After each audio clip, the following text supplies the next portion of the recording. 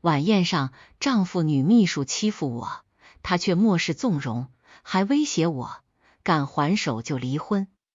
我直接一脚踹过去，一个电话叫停70亿项目合作。宴会厅的水晶灯晃得人眼睛生疼。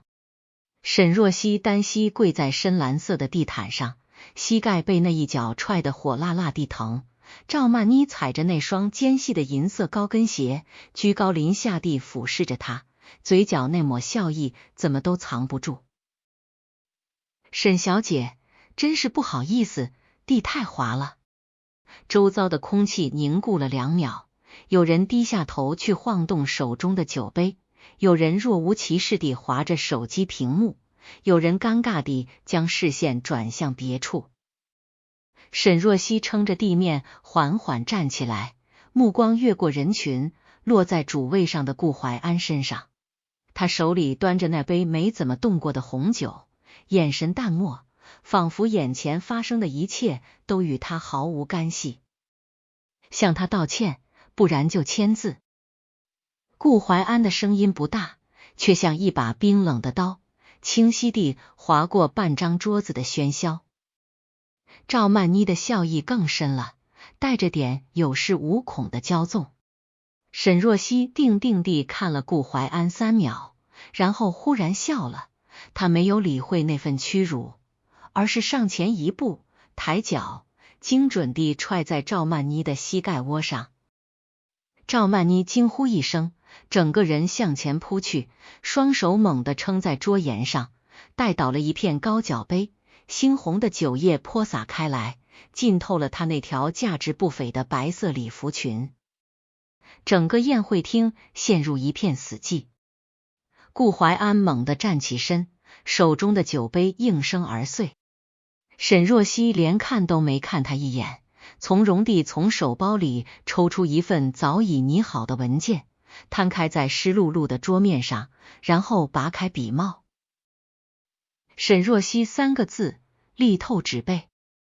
特助陈特助面色凝重地快步走到顾怀安身边，压低声音说了句话。顾怀安的瞳孔骤然缩紧，像被人扼住了咽喉。陈特助的声音在令人窒息的安静中格外清晰。顾总，沈小姐刚刚签了字，那项价值69亿的云岚项目还要继续推进吗？3个月前，沈若曦还没想过他们的婚姻会走到这一步。他从外地一个大型项目现场风尘仆仆地赶回家，推开家门时，客厅里灯火通明。顾怀安坐在沙发上，对面是赵曼妮，两人面前的茶几上摊着笔记本电脑和文件。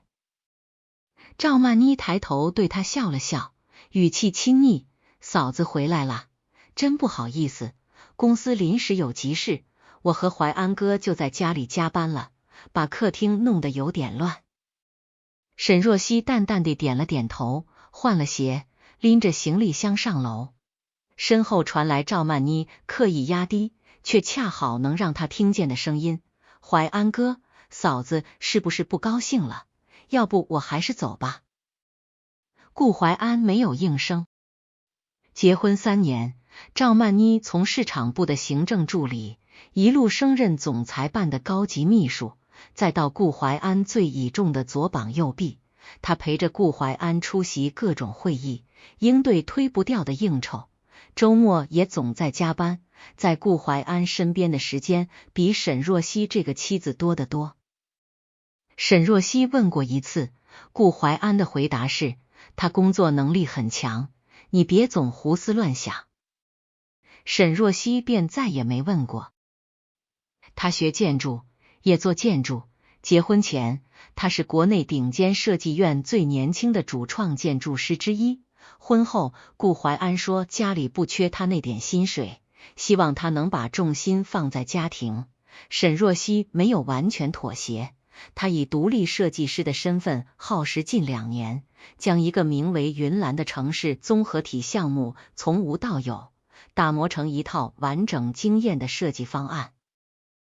顾怀安对这个项目志在必得，他说，如果云岚能落地，顾氏集团在华东商业地产的版图将至少扩充1倍。他说这些话时，眼睛里闪着光。沈若曦曾以为那光里也有他，后来他才明白，那光从来都只属于他的野心。变故发生在一个寻常的周一，沈若曦去顾氏集团开会，云岚项目已进入施工图深化阶段，需要最后确认核心筒的结构方案。他推开会议室的门，长桌两侧坐满了各部门负责人，顾怀安坐在主位，赵曼妮坐在他右手边，正用激光笔指着投影幕布侃侃而谈。沈若曦的目光落在屏幕的封面上，主创设计师那一栏赫然写着赵曼妮的名字。他站住了。赵曼妮看到他，笑得无懈可击，沈姐来了，快坐。这个方案上周刚通过了内部评审，顾总非常满意，今天主要是跟施工方敲定一些技术细节。沈若曦没动，目光落在顾怀安脸上。这个方案是我做的，主创一栏，为什么写他的名字？会议室里的空气瞬间绷紧了。顾怀安靠在椅背上，语气平淡，方案是团队协作的成果，署名按公司管理规定来，曼妮是这个项目的负责人，署他的名有什么问题？项目负责人。沈若曦发出一声极轻的笑，云岚的项目负责人，什么时候变成他了？赵曼妮适时低下头，声音带着恰到好处的委屈，沈姐，我知道您心里可能不太舒服，但云岚现在是集团的1号工程，对外需要一个统一的形象和口径，顾总是从大局考虑的。沈若曦没看他，只盯着顾怀安，我要你回答我。顾怀安的眉头拧了起来，有什么事回家再说，别在这里闹。我现在就要一个答案。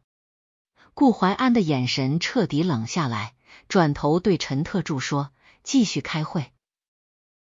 陈特助迟疑了一下，还是翻开了面前的文件夹。沈若曦站在会议室门口，看着满屋子的人，默契地低下头，没人再看他一眼。他转身走了出去，门在身后合拢，发出一声沉闷的响。走廊里，他靠在冰冷的墙壁上，指尖攥得发白。手机震动了一下，是前同事苏云发来的消息，小溪，你上次让我帮你查的那个项目备案有结果了。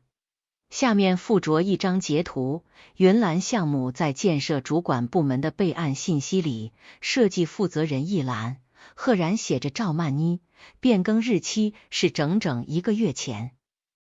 1个月前，沈若曦正在项目现场的基坑里，每天从清晨7点待到深夜10点，盯着装机检测。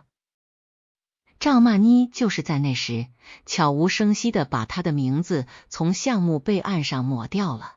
他不是傻子，他手机里存着17段录音，9份文件扫描件，3组关键截图，他只是在等一个最合适的时机。那个周末，顾怀安的母亲王慧芝从老家来了。王慧芝是个讲究排场的人，住一晚要换3套行头。她坐在沈若曦家明亮宽敞的餐厅里，端着古瓷茶杯，话里有话，若曦啊，听说你最近又往工地跑，一个女人家天天灰头土脸的像什么样子？我上次跟你提的那件事，你考虑得怎么样了？王慧芝说的是让沈若曦把娘家父母留下的那套老房子过户给顾怀安的表弟。那套房子是沈若曦和还在读研的弟弟沈之行唯一的最后的依仗。妈，那套房子是我爸妈留给我和之行的，我做不了主。王慧芝的脸色立刻拉了下来，你嫁进顾家就是顾家的人，你娘家的东西将来还不都是顾家的？你弟弟一个男孩子，以后自己会挣，你替他操哪门子心？沈若曦没有接话，顾怀安在旁边安静地夹菜，仿佛什么都没听见。王慧芝又换了个话头，你跟怀安结婚也3年了，肚子一直没动静，我看就是你工作太累给累的，你把那份工作辞了，云兰那个项目就交给曼妮去跟，你安安心心在家调养身体，这才是正事。沈若曦放下了筷子，妈，云兰的项目是我做的，我不会交给任何人。王慧芝的脸彻底沉了，你这孩子怎么这么不懂事？什么你的，我的？你嫁进顾家，吃顾家的，用顾家的，你做的项目，那自然就是顾家的。沈若曦站起身，我吃饱了。她转身上楼，把自己关进书房。门外隐约传来王慧芝拔高的嗓音和顾怀安低声的劝慰。沈若曦坐在书桌前，打开电脑，屏幕上是一份扫描件，云兰项目设计委托合同。她翻到最后一页，落款处盖着设计院的公章和她的亲笔签名。合同附件的第7条有一行不起眼的小字，本项目所有设计方案的知识产权归设计人沈若曦个人所有，未经设计人书面授权，任何单位或个人不得以任何形式使用、修改或转让。这条款是他当初据理力争才加上的。周一上午，顾氏集团月度高管会，沈若曦不在邀请名单上，但她还是去了。会议已经开始，赵曼妮穿着干练的白色西装裙，站在投影幕布前，讲解云兰项目的施工图设计方案。顾怀安坐在长桌正中，面带赞许。沈若曦推门而入，所有人的目光瞬间聚焦过来。赵曼妮的话停顿了1秒，随即继续。顾怀安压低了声音，你来干什么？沈若曦没有回答，她走到会议桌前，将一份文件轻轻放在桌面上。顾总，各位，我今天来是想说明一件事。他打开文件，是那份设计委托合同和设计院出具的知识产权确认函。云兰项目的所有设计方案，从概念到施工图，全部由我独立完成。根据合同，这些方案的知识产权归我个人所有，未经我书面授权，任何单位或个人无权使用。会议室里响起一片低低的哗然。赵曼妮的脸色变了，下意识地看向顾怀安。顾怀安豁然站起，沈若曦，你疯了？你知道这是什么场合吗？沈若曦看着他，目光平静的像一潭深水。我知道，这是顾氏集团的高管会，我想问顾总一个问题。他拿起合同，翻到签字页。1个月前，顾氏以赵曼妮为设计负责人，向主管部门提交了云兰的施工图审查申请。这个行为得到我的授权了吗？顾怀安没有回答。沈若曦继续说，如果没有，那么顾氏集团就是在侵权。作为知识产权的唯一权利人，我有权要求主管部门停止审查，也有权向法院申请禁令，叫停云兰的全部施工。赵曼妮的脸瞬间惨白，沈姐，你这是何必呢？不就是个署名吗？你闹到公司来，让怀安哥的脸往哪儿搁？沈若曦转头看向他，赵小姐，你用了我的方案，署了你的名字，拿走了项目负责人的位置，现在跟我说，不就是个署名？赵曼妮嘴唇哆嗦着，一个字也接不上来。会议室里安静的落针可闻。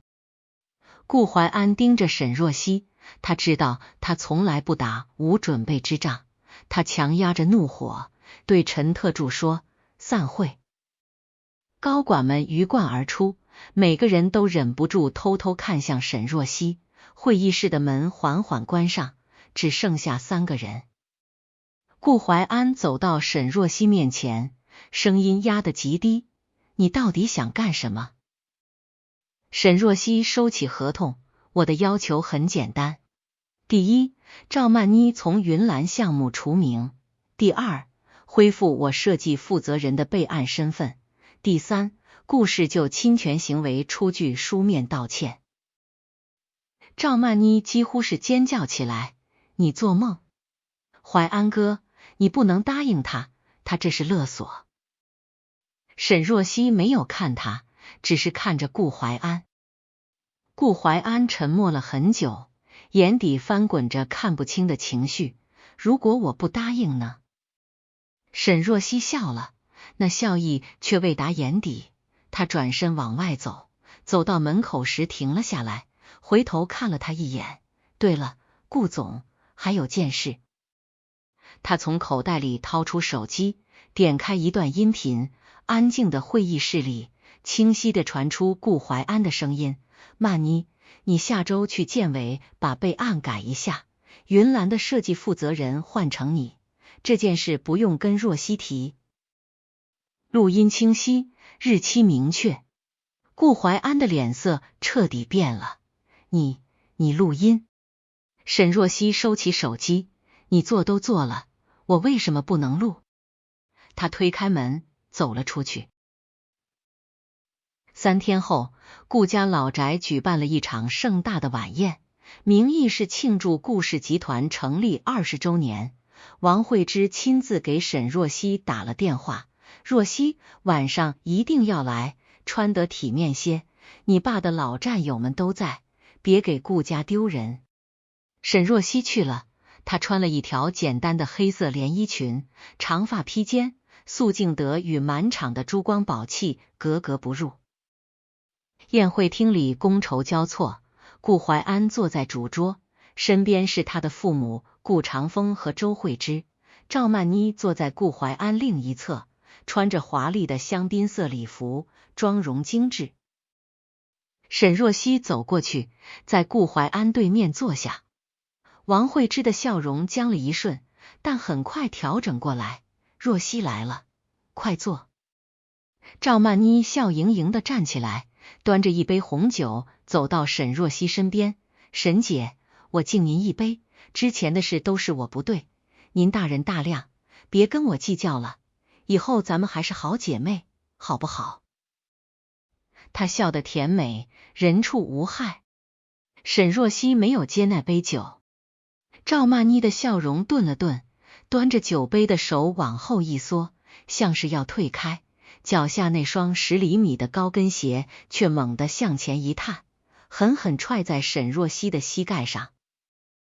沈若曦膝下一软，单膝跪在了冰凉的地毯上。赵曼妮发出一声夸张的惊呼：“哎呀，沈姐，您没事吧？都怪我，脚滑了一下。”他低头看着沈若曦，嘴角那丝得意的弧度压都压不住。周围的人全都看了过来，有人窃笑，有人交头接耳。王慧之稳稳地端着茶杯，抿了一口，目光淡然。顾长风皱了皱眉，却最终没有开口。所有人都在等着看顾怀安的反应。顾怀安端着酒杯，目光落在沈若曦身上，语气凉薄：“道个歉完事，别闹。”赵曼妮站在他身后，下巴微微扬起。沈若曦撑着地毯站起来，低头看了眼膝盖上迅速浮现的青紫，然后抬起头看着顾怀安：“你确定？”顾怀安没有回答。沈若曦不再看他，他再次从手包里抽出那份离婚协议，拍在桌上，拿起笔，利落地签下自己的名字，笔尖划破纸面，发出嘶的一声轻响。离婚。顾怀安还没来得及反应，宴会厅的大门被猛地推开，陈特助快步走进来，面色铁青，他俯身在顾怀安耳边低语了几句。顾怀安手中的酒杯哐当一声落地，碎成无数晶莹的残片。他的瞳孔巨震。你说什么？陈特助的声音压低，却足以让近在咫尺的沈若曦听清每一个字。顾总，沈小姐刚才签了字，法务部确认，云岚项目的设计版权协议里有一条附加条款，若沈小姐与顾氏解除劳动关系，或与您解除婚姻关系，项目所有设计方案的授权将自动终止。施工许可证是绑定版权授权的，授权收回，许可即刻失效，69亿的投资全部搁浅。全场死寂。赵曼妮的脸白得像一张纸，下意识地抓住了桌沿。不可能，项目是顾氏的，跟他有什么关系？他就是个画图的。陈特助没有理他，只是看着顾怀安，等待指示。顾怀安猛地转头看向沈若曦，眼底布满血丝。你早就知道。沈若曦站在他对面，手里还捏着那支签字的笔。我当然知道，这条款是我自己加的。当初签合同时，我让你看过。你说一家人搞这么正式干什么？他笑了笑。顾怀安，你从来都不看合同，你总觉得我是你老婆，不会害你。顾怀安的指节攥得咯咯作响。王慧芝猛地站起来，脸涨得通红。沈若曦，你疯了？你吃顾家的穿顾家的，居然敢拿项目要挟怀安，你还有没有良心？沈若曦转向他，语气不急不缓。我吃顾家的。他从包里抽出另一份文件，打开，是一沓银行流水。顾女士，您儿子结婚3年，家里的开支每一分钱都是我挣的。顾氏前年资金链出问题，您住的别墅，您开的车，您身上这件旗袍，全是用我的钱买的。您要看看吗？他把文件放在桌上。王慧芝张了张嘴，没敢再说话。顾长风皱着眉，拿起文件翻了几页，脸色越来越沉。他合上文件，看向沈若曦，语气缓和了许多。若曦，今天这个场合，咱们能不能先让客人们散了，坐下来好好谈？沈若曦摇了摇头，不必了，离婚协议我签了，项目版权3天后正式收回。顾氏如果想继续用我的方案，可以按市场价支付授权费。顾怀安猛地抬头，你开什么玩笑？云岚是顾氏的项目。沈若曦一字一顿，云岚是我的方案，没有我的方案，那块地就只是一块地。赵曼妮忽然冲上来，抓住沈若曦的胳膊。沈若曦，你够了！你以为你是谁？没有顾氏的资源，你一个画图的能做出什么来？沈若曦甩开他的手，目光锐利如刀。赵小姐，你偷了我的方案，占了署名，拿了我的位置，我还没跟你算账，你踹我一脚，我还了。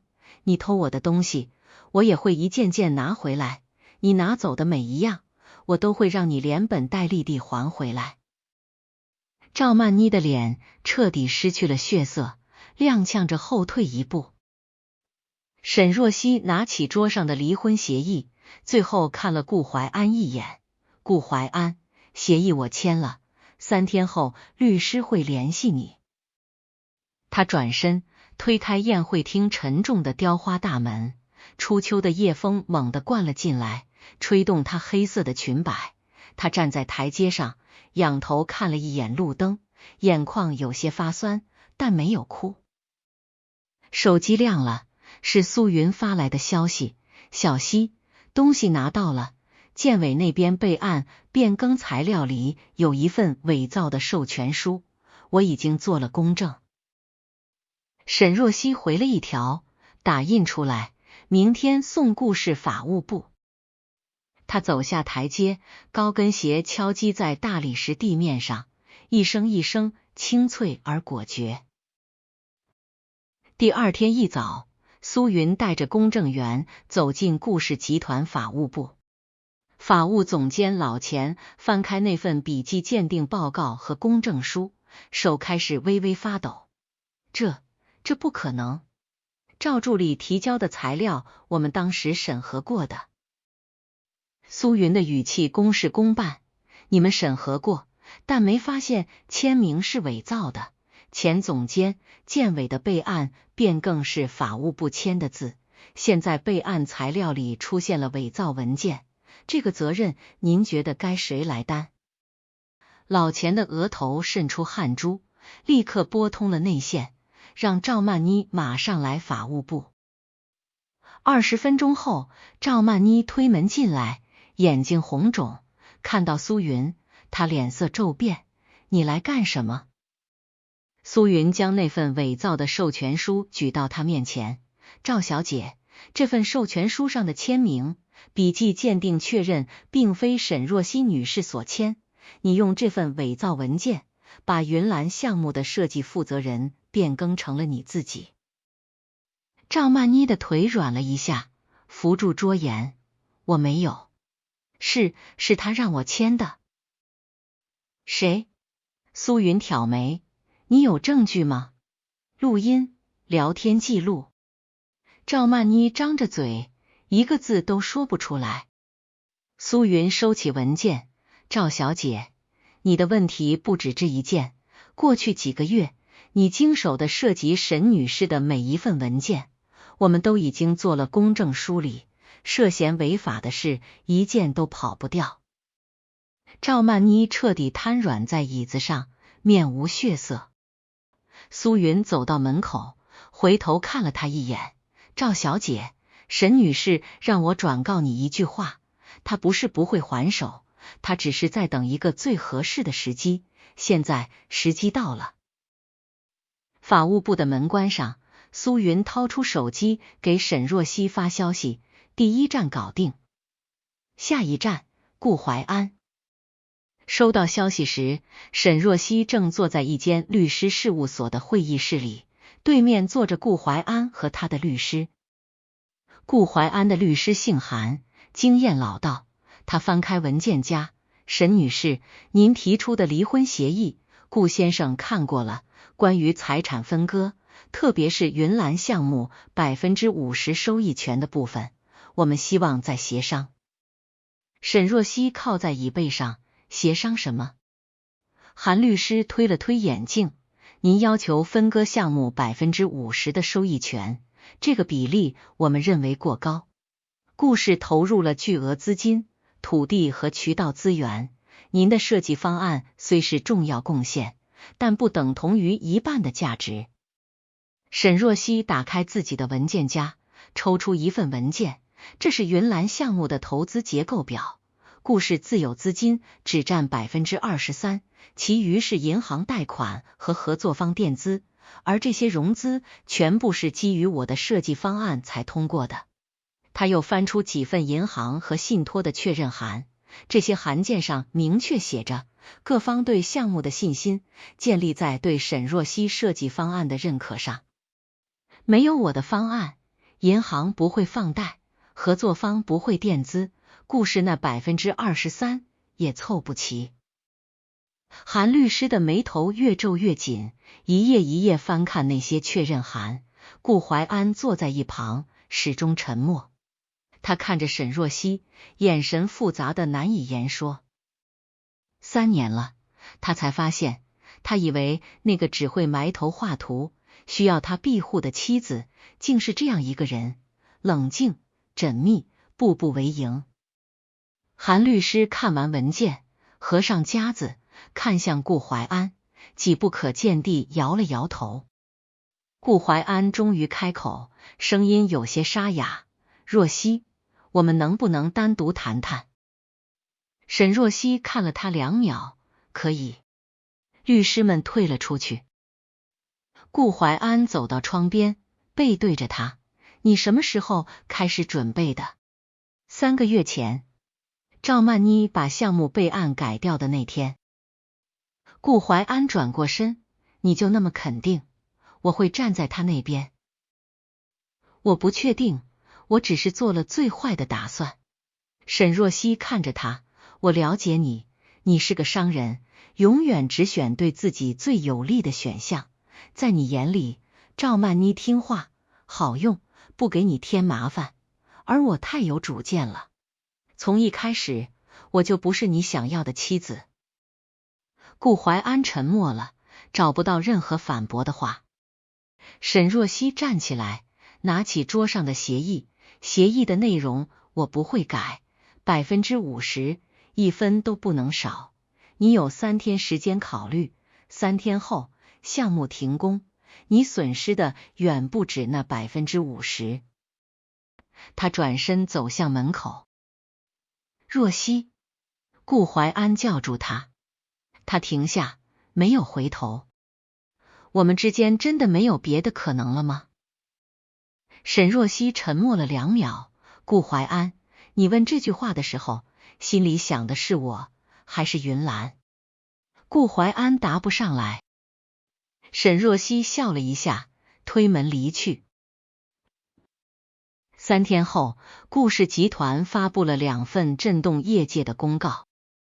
第一份，总裁秘书赵曼妮因涉嫌伪造文件骗取行政审批，被免去一切职务，移交司法机关处理。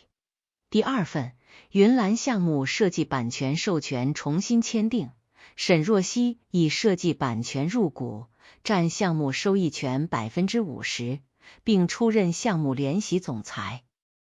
公告发出的当天，顾氏内部员工群里消息像炸了锅。那些曾在晚宴上装作没看见沈若曦被羞辱的人，此刻争先恐后地转发公告，配文满是赞叹。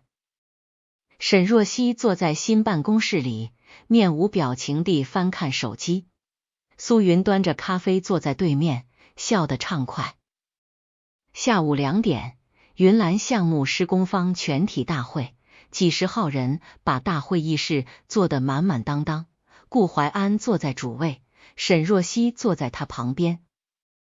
陈特助宣布新的人事架构后，施工方一位姓吴的经理大着嗓门开口了：沈总，我听说您是设计出身，施工这块您懂吗？工地上的事可不是画几张漂亮图就能糊弄过去的。语气里带着明显的轻慢。会议室安静下来，所有人都看着沈若曦。沈若曦站起来，走到投影幕布前，打开一张施工进度表。吴经理，你们3标段的地基施工，工期已经延误了13天，原因是你们在未通知设计方和监理的情况下，擅自修改了桩基入檐深度。监理发过3次整改通知，你们拖了2次才动。吴经理的脸色变了。沈若曦翻到下一页，你们延误的13天，导致后续钢结构进场全部延后，整个项目的总工期已经被你们拖慢了22天。你问我懂不懂施工？我不仅懂，我还知道你每一个节点在做什么。要不要我把你们从开工到昨天的施工日志从头到尾给你背一遍？吴经理的脸涨成了猪肝色，一个字也说不出来。会议室里所有施工方人员都下意识地坐直了身体。沈若曦环顾全场，各位，我接手云岚，只做3件事：第一，所有延误的工期给我追回来；第二，所有质量不达标的部分全部返工；第三，所有偷工减料的队伍清退出场。之前的事我可以不追究，但从今天起，谁再拿我的设计方案糊弄事，我让他连本带利吐出来。会议室安静了整整5秒，然后监理方的老总第一个站起来鼓掌。顾怀安坐在主位上，看着沈若曦的侧脸，攥紧了座椅扶手。他第一次清晰地意识到，他从来没有真正认识过这个女人。云岚项目重新走上正轨后，沈若曦开始组建自己的核心管理团队。第一个招进来的是一个叫林小满的姑娘27岁，普通本科毕业，做过2年住宅设计，又在工地上摸爬滚打过1年，简历不算出彩，面试时紧张的手心冒汗。沈若曦翻了翻他的作品集，为什么从设计院去了工地？林小满抿了抿嘴，我想知道自己画的东西落地之后到底是什么样。然后呢？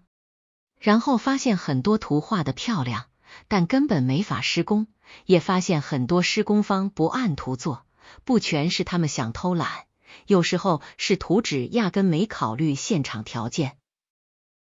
沈若曦抬头看他，所以你觉得责任在谁？林小满想了很久，责任在每一个想省事的人身上。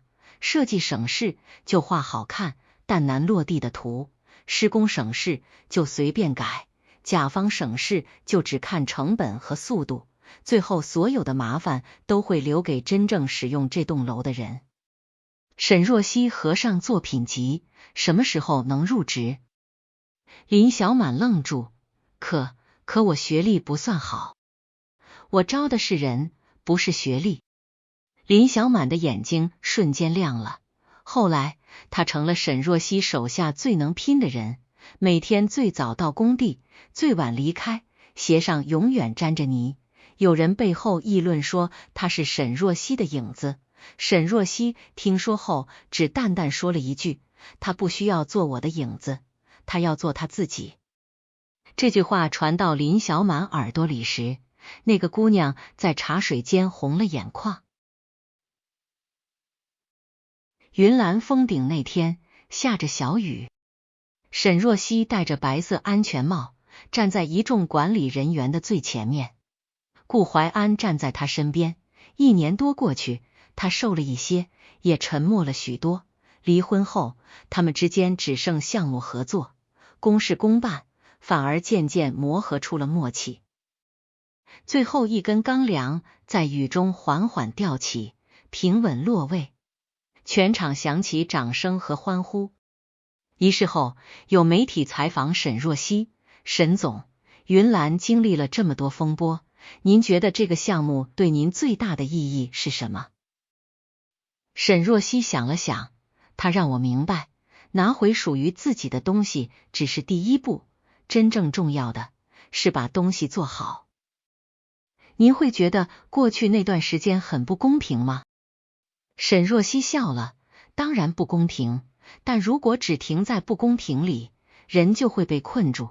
我的选择是把那份不公平变成往前走的理由。这段采访后来在网上被大量转发，许多年轻设计师说看哭了，说终于有人替这个行业说了一句公道话。赵曼妮的判决下来，那天沈若曦正在开招商会，苏云发来消息，缓刑、罚金，行业进入3年。沈若曦看完，把手机扣在桌上，继续听汇报。会后，他独自在办公室坐了一会儿。窗外，云岚的主体结构已高高矗立，夕阳的余晖洒在玻璃幕墙的样板段上，折出浅金色的光。苏云打电话来，他给你写了封道歉信，看吗？发来吧。信不长，赵曼妮说，她以前总觉得沈若曦拥有太多，抢她一点不算什么，后来才明白，别人的拥有不是她犯罪的理由。她写道，沈姐，我不求你原谅，我只是终于懂了，能力不是用来害人的。沈若曦关掉邮件，没有回复。她不打算原谅，但看到有人愿意承认错误，承担后果，也不算坏事。云岚正式开业是在2年后的春天，阳光和煦，广场上的樱花正盛，建筑的外立面在日光下像一片流动的云，人流从地铁口涌出，年轻人举着手机拍照，老人牵着孩子散步，商户在门口摆放花篮。沈若曦站在2层的空中连廊上，看着楼下熙攘的人群，林小满站在他身边，眼圈有些泛红。沈总真的开起来了？开了。我昨晚一夜没睡着，总觉得哪里还会出问题。沈若曦笑了，以后你会习惯这种睡不着。开业仪式上，顾怀安致辞，他的发言很简短。最后，他看向第一排的沈若曦，云岚能走到今天，最应该感谢的是沈若曦沈总。他不仅是项目的设计者，更是把他从危机里拉回正轨的人。掌声如雷，沈若曦坐在台下，表情平静。顾怀安停顿了一下，我也想借这个场合说一句迟来的话。顾氏在项目管理上犯过错误，也曾经没有给予创作者应有的尊重。今后，顾氏所有项目将建立更严格的知识产权保护制度，尊重每一份专业，尊重每一个人。闪光灯亮成一片，沈若曦看着台上的顾怀安，他知道，对他而言，能在公开场合承认错误并不容易。他心里没有波澜，只觉得这样很好，不是为了他，是为了以后每一个在图纸前熬夜的人。仪式结束后，顾怀安走到他面前，今天很成功，是项目组所有人的功劳。顾怀安笑了笑，有些自嘲，以前我会觉得你太硬，现在觉得硬一点挺好。沈若曦说，不是硬，是不能软的地方，不能软。顾怀安点头，递给他一个文件袋。顾氏新设立了一个青年建筑师扶持基金，第一期资金3000万，支持年轻设计师做公共空间、社区更新和无障碍改造。我想请你做评审委员会主席。沈若曦有些意外，翻开文件看了几页。为什么？因为云岚让我明白，专业不是拿来包装公司的，专业本身就有价值。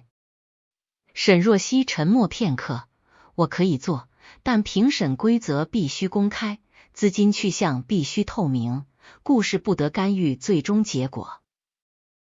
顾怀安笑了，我就知道你会这么说。那你还问？因为我现在觉得你这么说是好事。又1年后，沈若曦离开了顾氏。这个决定并不突兀，云岚运营稳定，团队也已成熟。林小满已经能独立负责2期社区改造项目，当初那个不服气的吴经理，后来成了最服他的人之一。离开前，沈若曦把团队叫到一起，没有煽情的长篇大论，只是把每个人的交接工作安排得清清楚楚。最后他说，云岚不是谁一个人的项目，是大家共同做出来的。我走了以后，你们按规矩做事，按专业说话，别怕得罪人，怕就做不好项目。有人红着眼问他要去哪儿，沈若曦笑了笑，开自己的工作室，方向大概是城市更新、公共建筑，还有女性友好空间。林小满立刻说，我以后能去吗？等你把2期做漂亮了再说。我一定做好。我等着。工作室取名知行建筑，一半取自他的名字，一半取自弟弟沈之行的名字。沈之行知道后感动了3分钟，然后问，姐，那我算合伙人吗？沈若曦说，等你再练5年。沈之行捂住胸口，亲姐。工作室不大，第1间办公室租在老城区一栋旧楼里，楼下是早餐铺子，旁边是修鞋摊，每天早上8点，楼道里就飘满了油条和豆浆的香气。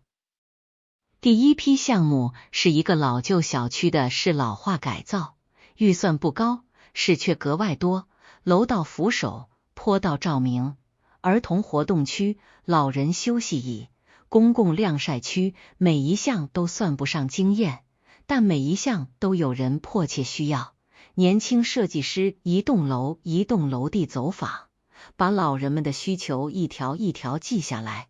有年轻设计师问沈总，这些是不是太琐碎了？感觉不太像设计。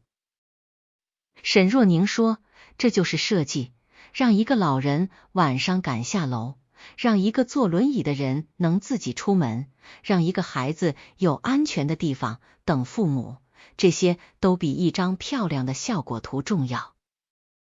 那个年轻人沉默了很久，后来把这句话贴在了工作室的墙上。沈若曦最后一次见到顾怀安是在一个行业论坛上，他作为青年建筑师扶持基金的评审主席发言，穿一身米白色西装，站在台上讲城市空间里的尊严。建筑不该只是资本的外壳，它是普通人每天要经过、要停留、要生活的地方。我们做设计，不只是为了让楼更高、更亮、更贵，也要让人更安全、更方便、更被看见。台下掌声经久不息。顾怀安坐在后排，他忽然想起刚结婚时，沈若曦也跟他说过类似的话，那时他没听进去，他只关心容积率、回报率和招商率，现在他终于听懂了。论坛结束后，顾怀安在走廊里等他，沈若曦身边围着几个年轻设计师，正拿着作品集请教。他耐心地一页页翻看，指出问题，也给出建议。等人都走了，顾怀安才走过去，沈总。沈若曦回头，顾总，演讲很精彩，谢谢。知行建筑那个社区改造项目，我看了报道，小项目，但很有意义。沈若曦看了他一眼，你现在会这么说了？顾怀安苦笑，人总得学点东西。他们并肩走到窗边，窗外是繁华的城市中心，高楼林立，玻璃幕墙反射着耀眼的光。沉默片刻后，顾怀安低声说，若曦，我是不是毁掉了许多可能？沈若曦没有立刻回答，这个问题太大，婚姻里的3年，确实有太多可能被毁掉，信任、亲密、并肩的可能，甚至爱，但人不能一直回头清点废墟。毁掉的是我们的婚姻，他缓缓开口，不是我的人生。顾怀安眼眶微微发红，谢谢你这么说，不是安慰你，只是陈述事实。他点头，从口袋里掏出一张邀请函，顾氏准备启动一个公益建筑计划，给偏远乡镇学校改造图书室和活动空间，想邀请知行建筑参与竞标，公开流程，公平竞争。沈若曦接过邀请函，我会看项目书。好。顾怀安停顿了一下，又说，沈若曦，我很庆幸你当初没有退让。为什么？因为如果你退了，我可能一辈子都不会知道自己错得有多离谱。沈若曦收起邀请函，那你以后别再错在别人身上。顾怀安郑重地点头，不会了。知行建筑接下的第一个公益项目是西南山区一所小学的图书室改造。学校不大，2栋教学楼，一片黄土操场，背后是连绵的青山。图书室在1楼最里面，潮湿昏暗，书架高低不一，很多书已经受潮发霉。校长姓田，50多岁，皮肤黝黑，带着沈若曦看现场时有些局促，条件是差了点。沈若曦说，差才需要改。一群孩子趴在窗边怯生生地看，一个小女孩鼓足勇气问，阿姨，你是来帮我们修图书室的吗？沈若曦蹲下来，是。那能不能修一个靠窗的位置？我喜欢坐在窗边看书。能。另一个小男孩挤上来，书架能不能矮一点？最上面的书我们够不着。能不能有灯？下雨天里面好黑好黑。能。沈若曦一条一条记下来，沈之行站在旁边也跟着记。这一次是他主动要求跟来的，他不是来走捷径，是来感受建筑最朴素的意义。改造花了2个月，预算有限，做不了太复杂的设计。沈若曦保留了原有结构，扩大了窗户，增加了自然采光，书架改成适合孩子身高的低矮款式，靠窗做了一排长桌，角落里铺设了软垫阅读区，墙面刷成温暖的浅黄色，地面做了防潮处理。竣工那天，孩子们冲进去，那个最先提问的小女孩第一个跑到窗边，抱着书坐下来，仰起头，对着门口喊：“阿姨，这里真的有光。”沈若曦站在门口，眼眶微微发热，苏云靠在旁边，小声说：“沈总，哭了。”没有。嘴硬。沈若曦忍不住笑了。啊！3年后，云岚成为了这座城市公认的地标，不是因为它最贵，也不是因为它最高，而是因为它真的好用。老人可以顺着平缓的无障碍坡道进入广场，孩子们喜欢在2层的空中花园奔跑，上班族午休时坐在连廊的木质长椅上吹风，商户们都说这里的动线舒服，客流稳定。